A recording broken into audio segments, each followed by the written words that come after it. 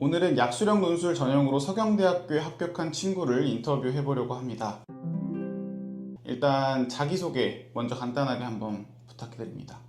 저는 서울 소재 일반고에 재학 중인 학생이고 내신은 5.6등급 정도 되고 수능은 국어 5등급, 수학 4등급 정도 받았습니다.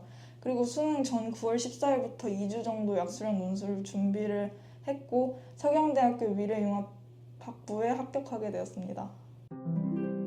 약수령 논술을 해야겠다고 생각하게 된 계기가 있으면 말해줄래?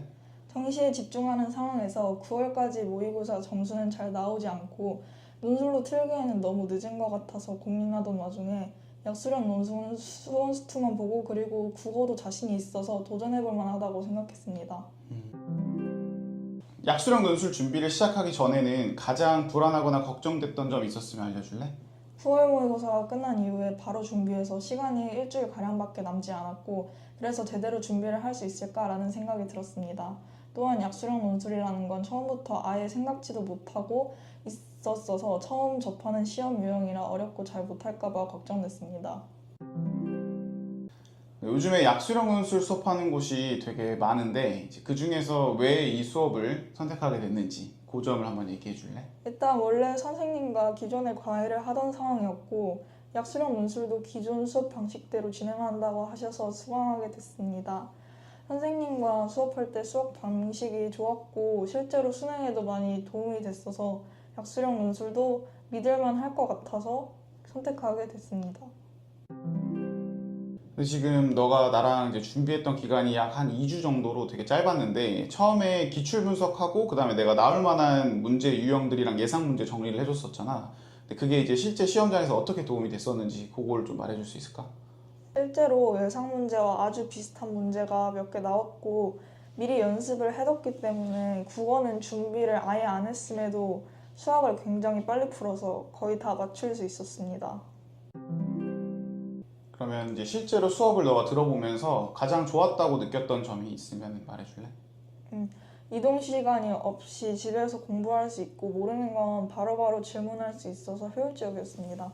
그리고 유형별로 예상 문제를 만들어 주셔서 풀면서 유형에 익숙해져서 시간이 갈수록 푸는 시간이 줄어들었습니다.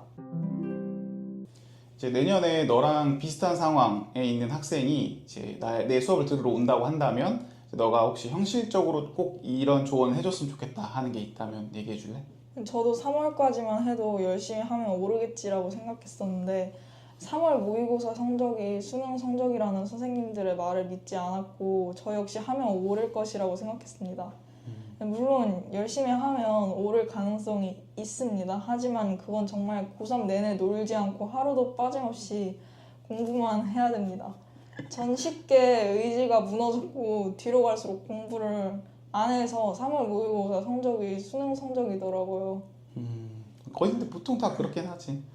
저만 그런 거 아니냐고 한다면 실제로 제 주변 친구들 중 구할은 저처럼 되었고 무슨 약수령 논술이냐고 인서울 끄트머리 간다고 놀리던 친구들은 수능 최저를 못 맞추고 한서삼도 못 가는 수능 성적이 나왔습니다.